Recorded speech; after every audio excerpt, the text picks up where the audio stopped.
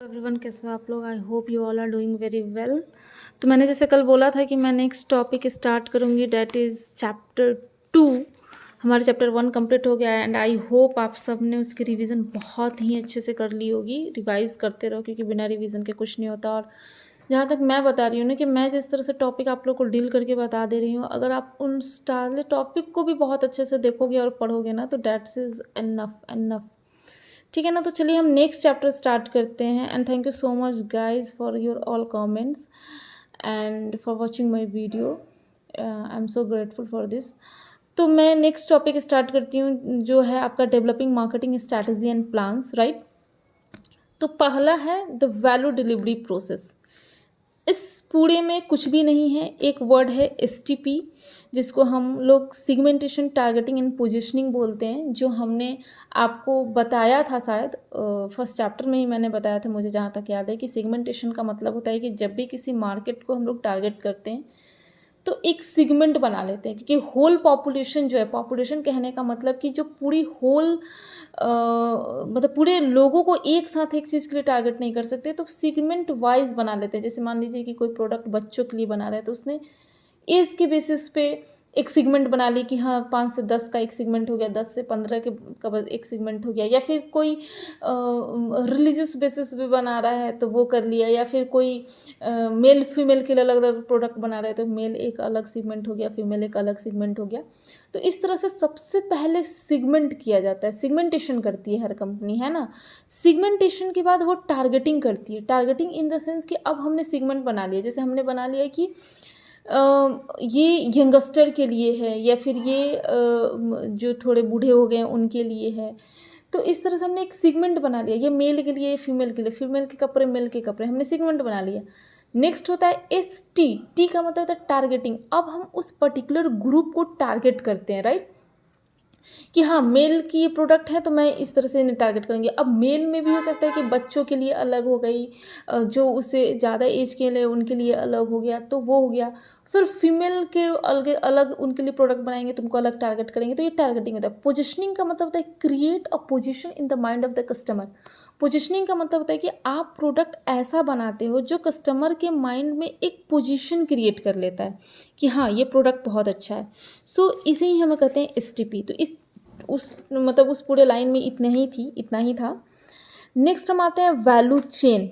ठीक है, value chain में क्या है, उसके लिए मैंने अलग से एक बनाया है, ये रहा वैल्यू चेन। वैल्यू चेन क्यों क्यों क्या है, मतलब इसका इंपॉर्टेंस क्या है, तो ये किया जाता है फॉर मोर कस्टमर वैल्यू, यानी कि ज़्यादा कस्टमर वैल्यू हम प्रोडक्ट बना सके, कस्टमर के माइंड में एक पोजीशन क्रिएट कर सके, तो उसके लिए है वैल्यू चेन। एक चेन के थ्रू वर्क होता है। तो इसमें दो तरह के होते हैं, एक प्राइमरी एक्टिविटीज़ और एक होता है सेकेंडरी को, या फिर आप सपोर्टिंग एक्टिविटीज़ को, राइट। प्राइमरी एक्टिविटीज़ में जो है वो 5 हैं और सपोर्टिव एक्टिविटीज़ में 4 हैं। याद करने का मैं टेक्निक बनाऊंगी कि आपको कैसे याद रखना है, क्योंकि क्वेश्चन इससे आते हैं। ओके, तो पहला है प्राइमरी एक्टिविटीज़। प्राइमरी एक्टिविटीज़ में कितना है, 5, सेकेंडरी में 4। प्राइमरी से हम स्टार्ट करते हैं। इनबाउंड, इनबाउंड का मतलब आना, इनबाउंड। इनबाउंड लॉजिस्टिक का में क्या होता है कि रॉ मटेरियल्स खरीद के मार्केट से कंपनी ले आती है। अब जब रॉ मटेरियल्स आपके अंदर आएगा तो आप क्या करोगे, उसके बाद नेक्स्ट ऑपरेशंस करोगे, राइट। मतलब रॉ मटेरियल्स को आप फिनिश गुड्स में कन्वर्ट करोगे, दैट इज़ द ऑपरेशंस। जब वो फिनिश्ड गुड्स में कन्वर्ट हो जाएगी तो आप उस प्रोडक्ट को क्या करोगे, शिपिंग कराओगे, यानी कि उसको मार्केट में ले जाओगे, पहले शिपिंग कराओगे, राइट। तो उसे हम कहते हैं आउटबाउंड लॉजिस्टिक। जब शिपिंग हो जाएगी तो वो क्या होगी, मार्केट में जाके सेल, जिसको हम लोग कहते हैं मार्केटिंग। एंड देन लास्ट में होता है सर्विस प्रोवाइड करना। तो ये 5 हो गई। और आपको हमें लगता है कि अब बहुत आसानी से, बहुत अच्छे तरीके से याद होगा कि सबसे पहला हो गया आपको इनबाउंड, यानी कि रॉ मटेरियल्स अपने यहाँ ले आना। जैसे ही हमारे यहाँ आएगी ऑपरेशंस होगी तो सेकंड नंबर ऑपरेशंस, फिर वो प्रोडक्ट बाहर जाके सेल करेगी, शिपिंग होगी तो आउटबाउंड लॉजिस्टिक, सेल होगा that means marketing, and then service. तो ये हो गई आपकी प्राइमरी एक्टिविटीज़ की 5। ठीक है, सेकंड आता है आपका सेकेंडरी एक्टिविटीज़, जिसको हम लोग सपोर्टिंग एक्टिविटीज़ भी बोलते हैं। मतलब ये सपोर्ट करने का काम करते हैं। जैसे प्रोक्योरमेंट, प्रोक्योरमेंट का मतलब होता है कि चीज़ें खरीदना, ठीक है। टेक्नोलॉजी डेवलपमेंट करना, अपने प्रोडक्ट में हर बार टेक्नोलॉजी इंप्रूवमेंट करना। ह्यूमन रिसोर्स मैनेजमेंट, मतलब ऑर्गेनाइजेशन में एचआर का काम क्या होता है, रिक्रूटमेंट करना, सिलेक्शन करना, ट्रेनिंग देना, इंडक्शन प्रोग्राम कराना, इंडक्शन प्रोग्राम ऑर्गेनाइज कराना, इसे हम लोग बोलते हैं human resource management. And then firm infrastructure, यानी फॉर्म के इंफ्रास्ट्रक्चर पे काम करना। That's all about the secondary and the supportive activities. और ऑब्वियसली ये पीछे से सपोर्ट ही करती है, क्योंकि जब तक ह्यूमन रिसोर्स नहीं रहेगा ऑर्गेनाइजेशन में, काम कैसे होगा। इंफ्रास्ट्रक्चर भी आपको देखना है, तो ये हो गया। तो ये 9 चीज़ें हमें लगता है कि अब आपको बहुत अच्छे तरीके से याद रहेंगी। That is value chain. अब नेक्स्ट जब हम पढ़ेंगे कि वैल्यू चेन के बारे में, ये सब कुछ नहीं है। नेक्स्ट है कोर कंपिटेंसी। अब ये कोर कंपिटेंसी क्या होता है? देखिए, कोर कंपिटेंसी का मतलब होता है कि आप अपने कंपटीटर के लिए, जिसे बोलते हैं ना कि ये हमारा कोर कंपिटिट है, मतलब इसके में ये चीज़ है जो हमारी कोर कंपिटेंसी बन सकती है कि अगर हमें इससे कंपटीशन करना है, डैट मीन्स इस चीज़ से हमें डील करना होगा, तभी हम इससे कोर कंपिटेंसी कर सकते हैं। ठीक है ना, मतलब इसके आगे अपने प्रोडक्ट को सेल कर सकते हैं। जैसे पहला है difficult for competitor to imitate, that is the core competency. मतलब आप ऐसा प्रोडक्ट बनाइए कि आपका कंपटीटर चाह कर भी आपके प्रोडक्ट की नकल ना कर पाए, चाह कर भी वो वैसा प्रोडक्ट ना बनाए। जैसे कि आप एग्जांपल में दे सकते हैं कोको कोला। कहते हैं ना कि ये लोग ऐसे इंग्रेडिएंट्स या ऐसे केमिकल रिएक्शंस फार्मूला इनके पास है जो चाह के भी कोई उसको ये नहीं कॉपी नहीं कर सकता है। ठीक है ना, कैडबरी जो चॉकलेट बनाती है, चाह करके भी उसके कंपटीटर उसका कॉपी नहीं कर सकते। डैट इज़ उनकी कोर कंपिटेंसी है ये, कि उनका नकल कोई भी कंपटीटर नहीं कर सकता है। Right. Wide variety of market, मतलब हमने इतने मार्केट में प्रोडक्ट को बिखेर रखे हैं, इतने लोगों की दिमाग में वो प्रोडक्ट सेव हो चुके हैं कि अब कोई तीसरा आके उस प्रोडक्ट को तीसरा वो उस प्रोडक्ट को नहीं, उसके लिए भी उसकी भी वाइड वैरायटी उतनी चाहिए उसको। मतलब जैसे कि मान लेते हैं कि कोई भी चॉकलेट्स लेते हैं, या फिर किसी भी कंपनी का ले लो, जैसे मान लो कि हम कैडबरी का ही, बार बार मेरे दिमाग में यही क्लिक कर रहा है। तो कैडबरी ने अपनी एक वैरायटी ऑफ मार्केट्स उसने फैला लिए। वैरायटी डिफरेंट डिफरेंट टाइप्स के वो प्रोडक्ट्स बनाते हैं, उसका इतना एडवर्टाइजमेंट कराते हैं। तो अगर कोई कंपटीटर आ रहा है तो पहले माइंड मेकअप करके आएगा ना कि भाई हमें भी इतनी wide variety of market, wide variety of features launch करने पड़ेंगे, तभी इसके अगेंस्ट मेरा प्रोडक्ट चलेगा। राइट। फिर आपका आता है परसिव्ड कस्टमर बेनिफिट्स। मतलब ये लोग कस्टमर को इतने बेनिफिट्स दे पड़ते थे कि कस्टमर के माइंड में वो प्रोडक्ट आ चुका होता है, और वो चाह के भी वो दूसरा प्रोडक्ट नहीं करेगा। जैसे हम लोग भी अगर कोई किराने के सामान पे कोई सामान खरीदने चाहते हैं, तो हमें होता है कि भाई हमें पतंजलि की चीज़ ये चाहिए, या फिर हमें पियर्स के साबुन चाहिए, हमें डव यूज़ करना है, हमें लाइफबॉय यूज़ करना है। जैसे हर कस्टमर के हिसाब से, कस्टमर के चॉइस के हिसाब से वो प्रोडक्ट उसके माइंड में सेट हो चुकी है। अब दुकानदार चाह के भी कितना भी दूसरे प्रोडक्ट का अगर उसको वो बताता है, बेनिफिट्स बताता है, फिर भी हम नहीं लेते हैं, वो हम भी नहीं लेते हैं। राइट। जैसे कि बैंक में ही है, तो हर किसी के दिमाग में जैसे ज़रूरी है कि अगर आप SBI वगैरह की बात करो, तो उत्तर भारत में SBI का एक जलवा है, तो लोगों को उस पर ट्रस्ट है। अगर आप साउथ की बात करो तो UBI का अपना एक जलवा है, लोगों को उस बैंक पर ट्रस्ट है। तो हर जगह मतलब लोगों के माइंड में सेट है, आप कितना भी अच्छे प्रोडक्ट दे दो, कितना भी अच्छी सर्विस दे दो, बट लोगों के दिमाग से वो नहीं निकलेगा। So this is the core competency. तो ये कोर कंपिटेंसी की 3 क्या कह सकते हैं फीचर्स है, ये 3 फीचर्स होनी चाहिए। तो ये कोर कंपिटेंसी था जो हमें इस टॉपिक में मिला था। नेक्स्ट आपकी यहाँ पे है रीअलाइनमेंट, एक वर्ड है रीअलाइनमेंट। तो रीअलाइनमेंट में क्या क्या होता है वो मैं आपको बता दूँ। 3 चीज़ होता है, रीडिफाइन और रीअलाइनमेंट हम लोग क्यों करते हैं? For creating the core competency, for maintaining the core competency. Redefine, reshaping and repositioning. अब आप लोग बोलोगे कि रीडिफाइनिंग, रीशिपिंग एंड रीपोजिशनिंग क्या है? रीडिफाइनिंग का होता है अपने प्रोडक्ट को हर बार डिफाइन करते रहिए, रिशेप करते रहिए, मतलब कुछ कुछ चेंजेस लाते रहिए with the technology, with the demand in the market, with the customer के जो नीड्स हैं, according to the needs of the customer आपको अपने प्रोडक्ट में इम्प्रूवमेंट करते रहना चाहिए। रीपोजिशनिंग मतलब कस्टमर के दिमाग में एक अलग पोजिशन क्रिएट करते रहना होगा, तभी आप मार्केट में बने रहोगे। नहीं तो इतने कंपटीटर्स मार्केट में है कि ऑब्वियसली अगर आप with updated with the technology नहीं रहेंगे तो ऐसे ही आपका प्रोडक्ट नहीं चलने वाला। जैसे इसकी बेस्ट एग्जांपल है नोकिया का फ़ोन। नोकिया जब फ़ोन मार्केट में लॉन्च हुई थी तो नोकिया जैसी कोई फ़ोन थी ही नहीं, but with according to the technology, according to the changing environment, according to the changing liking of the customer, उसने अपने प्रोडक्ट में इम्प्रूवमेंट नहीं किया। डैट वाई वो मार्केट से क्या हो गया, आउट हो गया। तो रीअलाइनमेंट आपको करते रहना चाहिए अपने कोर कंपिटेंसी को मेंटेन करने के लिए। और रीअलाइनमेंट में क्या होता है, रीशेपिंग, रीडिफाइनिंग और रीपोजिशनिंग। तो यहाँ एक थीम यहाँ से निकला था, तो मैंने बता दिया था। Central role of strategic planning, ये कुछ खास नहीं है, इसमें कुछ है नहीं। नेक्स्ट हम लोग आएंगे इसमें, तो इसमें मुझे भी इसमें कुछ, हाँ इसमें एक है मार्केटिंग प्लान। तो देखिए मार्केटिंग प्लान जो है वो दो टाइप्स का होता है। एक है, आपको दो तरह से मार्केटिंग प्लानिंग की जाती है, एक स्ट्रैटेजिक मार्केटिंग प्लानिंग, एक टैक्टिकल मार्केटिंग प्लानिंग। तो स्ट्रैटेजिक मार्केटिंग प्लानिंग में क्या होता है कि पहले से स्ट्रैटेजी बना हुआ होता है। पहले से स्ट्रैटेजी बना हुआ होता है का मतलब क्या है, आपके टारगेट मार्केट सेव है कि आपको इस मार्केट को टारगेट करना है। तो आप जो होता है इसमें हम लोग क्या करते हैं स्ट्रैटेजिक मार्केट प्लानिंग में, कि पहले से मार्केट सेव है, अब उसके अनुसार हम स्ट्रैटेजी बनाते हैं कि किस तरह से हम कस्टमर के माइंड में एक पोजीशन क्रिएट करके रखेंगे। तो वो होता है स्ट्रैटेजिक, मतलब वेल प्लान्ड स्ट्रैटेजी होता है। टैक्टिकल का मतलब नए नए टैक्टिक्स अपनाते हैं। हम बोलते हैं कि नए नए टैक्टिक यूज मत किया करो, मतलब नए नए टैक्टिक्स अपनाते हैं, जैसे कि प्रोडक्ट के फीचर्स में चेंज करना, उसकी प्राइसिंग में चेंज करना, अलग तरह से प्रमोशंस करना। तो ये जो होता है उसको हम लोग बोलते हैं टैक्टिकल मार्केटिंग प्लानिंग। ठीक है, उसके बाद में इधर है corporate and division strategic planning. तो ये उतना इम्पोर्टेंट नहीं है, मतलब कुछ इम्पोर्टेंट इन द सेंस कि कुछ खास नहीं है। और हाँ, यहाँ एक है जहाँ पे है इनेट क्वालिटीज़ एंड लर्न क्वालिटीज़। तो ये तो आप एक बार देख लेना, टेक अ लुक, मतलब एक बार थोड़ा सा देख लेना कि इनेट क्वालिटीज़ में क्या आता है और लर्न क्वालिटीज़ में क्या क्या है। ठीक है, उसके बाद हम आते हैं डिफाइनिंग द कॉर्पोरेट मिशन। तो डिफाइनिंग द कॉर्पोरेट मिशन में भी कुछ नहीं था, आई थिंक, एक बार देख लो, नहीं इसमें भी कुछ नहीं था, तो इसलिए मैंने कुछ नहीं लिखा है। Then mission statement, mission and vision दो वर्ड्स होते हैं, ये आप लोग को ही पता है। मिशन का मतलब कि डेवलप, कोलाबोरेट।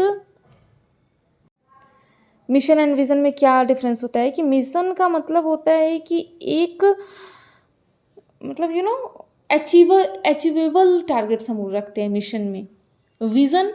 विज़न का मतलब होता है कि एकदम से इम्पॉसिबल ड्रीम, एक विज़न हम लोग रखते हैं जो 10 साल, 20 साल, 25 साल के बाद वो अचीव हो, उसी को विज़न कहा जाता है। ठीक है ना, कि हमारा ये विज़न है, ज़रूरी नहीं है कि वो अचीव ही हो, ये एक dream, just like a dream, that's called a mission and vision statement. वो उतना इंपॉर्टेंट नहीं है, इसलिए मैंने उतना उस क्वेश्चन पे तो जोर नहीं दिया है। हाँ, गुड मिशन होते हैं, उसके 5 कैरेक्टरिस्टिक होते हैं, तो ये आप लोग ज़रूर याद करना। एक्चुअली मैंने यहाँ से कॉपी पेस्ट करके कॉपी में नहीं लिखा, मैं यहीं से बता देती हूँ कि गुड मिशन जो भी होगा उसके 5 कैरेक्टरिस्टिक होंगे, ये आप लोग ज़रूर देख लेना। They focus on limited number of goals, मतलब गुड मिशन में हम लोग लिमिटेड नंबर ऑफ गोल्स रखते हैं कि ये गोल्स हैं, हमें अचीव करना है।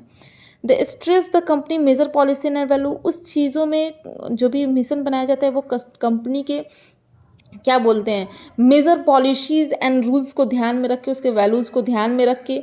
दे define the major competitive spheres which with the company will operate and they take a long term view. They are short होते हैं, मेमोरेबल होते हैं, मीनिंगफुल होते हैं, एज पॉसिबल। तो ये 5 कैरेक्टरिस्टिक है, ये आप लोग याद रखिएगा। नेक्स्ट है establishing strategic business unit, SBUs का मतलब होता है स्ट्रैटेजिक बिजनेस यूनिट। और इसके तहत SBUs के तहत यहाँ मैकेंजी दिए थे BCG मैट्रिक्स जिसको कहा जाता है, ये मैं आपको बता दें, BCG मैट्रिक्स, हाँ यहाँ दिया हुआ है, तो ये मैं आपको डिस्क्राइब करके बता देती हूँ कि BCG मैट्रिक्स क्या है ना। ये तो BCG मैट्रिक्स आप लोग बहुत अच्छे से देख लेना गाइज, बहुत अच्छे से देख लेना। मतलब BCG मैट्रिक्स एक नहीं, मैकेंजी मैट्रिक्स अलग है, BCG मैट्रिक्स अलग है, सॉरी बाय मिस्टेक मेरे से निकल गया। तो BCG मैट्रिक्स क्या है, ब्रूस डी हेंडरिसन ने इन्हें दिया था। BCG मैट्रिक्स में क्या, ये पहले आप लोग देख लो, stars, question mark, cash cow and dog. क्या है ये, जैसे कि सुबह में मैंने एक डाला था, एक ये बना के टेबल, उसी तरह इसमें भी बना हुआ है। इस साइड होता है मार्केट ग्रोथ रेट, इस साइड होता है रिलेटिव मार्केट शेयर, यानी कि market share and growth rate. High market share with high growth rate, that is called as stars. High market share but low growth rate, sorry, high market growth rate but low market share, that is a question mark. Low market growth rate and high market share, that is a cash cow. And low, दोनों ही low हो, that means a dog.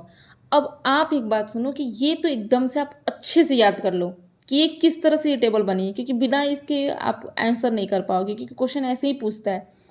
और question इस पे कैसे पूछता है वो मैं अब आपको बता रही हूँ। यहाँ देखिए, बीसीजी मैट्रिक्स पे ऐसे नहीं पूछेगा कि high market rate and low market share, तो किसके अंदर आएगा, नहीं। बीसीजी मैट्रिक्स में पहला आपका क्या था, क्वेश्चन मार्क। क्वेश्चन मार्क को हम लोग प्रॉब्लम चाइल्ड और वाइल्ड कैट के नाम से भी जानते हैं, तो ये आप लोग याद रखना। अब हम आते हैं इस टेबल पे कि क्वेश्चन मार्क क्या कहता है। क्वेश्चन मार्क कहता है कि high growth rate but low market share. High growth rate, growth rate ज़्यादा है बट मार्केट शेयर कम है। तो ऑब्वियसली जब मार्केट शेयर कम है तो आपको बहुत ज़्यादा कैश की ज़रूरत पड़ेगी। तो क्वेश्चन ऐसे पूछेगा कि which BCG matrix required a lot of cash, then that is the question mark. ये रिस्की होता है, so the organisation need to think extremely hard investing funds in business. अब क्वेश्चन मार्क जो होता है द आइडियल स्ट्रैटेजी, मतलब question mark में बने रहने के लिए आपके लिए आइडियल स्ट्रैटेजी आप क्या अपनाते हो, तो आइडियल स्ट्रैटेजी आप ये अपनाते हो कि बिल्ड और रिमेन डाइवर्सिफाइड। तो इसमें क्या होता है कि बिल्ड कीजिए या फिर रिमेन डाइवर्सिफाई कर लीजिए। स्टार्स में हमने क्या कहा था, इसकी मार्केट शेयर भी अच्छी होती है और ग्रोथ रेट भी अच्छा होता है। जैसे यहाँ दोनों हाई होता है, स्टार्स में मार्केट शेयर भी अच्छी होती है, ग्रोथ रेट भी अच्छा होता है। तो इसके लिए हम लोग क्या करते हैं स्टार्स के लिए कि require large amount of cash to support the rapid growth. चूँकि इसकी ग्रोथ रेट भी अच्छी है, मार्केट भी अच्छी है, तो उस मार्केट में बने रहने के लिए लार्ज अमाउंट ऑफ कैश की ज़रूरत पड़ती है। उसके बाद आता है कैश काउ। तो ऑब्वियसली कैश की तो हर जगह जरूरत होती है। दे आर फॉर्मर स्टार्स होते हैं cash cow, but the strategy for cash cow का स्ट्रैटेजी क्या होता है, स्टेबल रहना। क्यों, कैश काउ क्या कहता है, देखो ये तो मैं शेयर कर दूंगी, आप लोग अच्छे से देख लेना। Cash cow high growth rate है बट लो ग्रोथ रेट है बट हाई मार्केट शेयर है। ग्रोथ रेट यहाँ कम है कैश काउ का, ठीक है। तो ग्रोथ रेट कम है तो आप या तो स्टेबल रहिए, क्योंकि मार्केट शेयर आपकी अच्छी है तो आप स्टेबल रहिए कि मार्केट शेयर इंक्रीज होने की वेट कीजिए।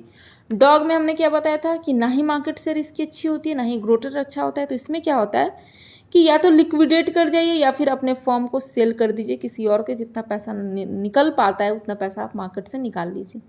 So this is about the BCG matrix, और ये बहुत इंपॉर्टेंट है, क्वेश्चन तो इससे आते ही आते हैं, तो इसको आप लोग बहुत अच्छे से देख लेना। एंड किस तरह से क्वेश्चन आते हैं मैंने ये भी बता दिया, और मैं यहाँ लिख के भी आपको बहुत अच्छे से दे रही हूँ कि इसी में से कोई एक क्वेश्चन टॉपिक पिक आउट करेगा और आपसे पूछ देगा कि कौन से स्ट्रैटेजी में, कौन से सिचुएशंस में आपको लिक्विडेट कर देना सही होता है, तो डैट इज़ द डॉग। कौन से सिचुएशन में स्टेबल होना होता है, होल्ड पे रहना होता है, डैट इज़ कैश काउ। किस सिचुएशन में डाइवर्सिफाइड करते हैं तो क्वेश्चन मार्क, और किस सिचुएशन में रैपिड ग्रोथ के लिए लार्ज अमाउंट ऑफ कैश की जरूरत होती है, डैट इज ए स्टार। तो ये आप लोग एकदम अच्छे से याद कर लेना। तो ये हो गया आपका बीसीजी मैट्रिक्स के बारे में, ठीक है। अब नेक्स्ट है आपका इंटेंसिव ग्रोथ अपॉर्चुनिटी, और यहाँ मैकेंजी की भी मैट्रिक्स है, तो मैकेंजी की मैट्रिक्स मैं कल बता दूंगी। एंड ग्रोथ अपॉर्चुनिटी ये मैं कल पढ़ाऊँगी, क्योंकि आज बहुत ज़्यादा हो जाएगा। जितना मैंने पढ़ाया उतना ही आप लोग बहुत अच्छे से पढ़ो, बार बार रिवाइज करो, डैट्स एनफ, ठीक है ना। And thank you so much guys for watching my video, and special thanks to those जिन्हें मेरी वीडियो की इंतज़ार रहता है। Special thanks to you. And please comment करना कि आपको कैसी लगती है वीडियो, एंड मैं क्या इम्प्रूव कर सकती हूँ, तो आप उसको सजेस्ट भी कर सकते हो, क्योंकि मैं बहुत बड़ी टीचर तो नहीं हूँ, है ना। तो मैं कैसे इम्प्रूव कर सकती हूँ आप सजेस्ट करके ज़रूर बताना, और like share and subscribe to my channel guys. And thank you so much for watching, bye bye.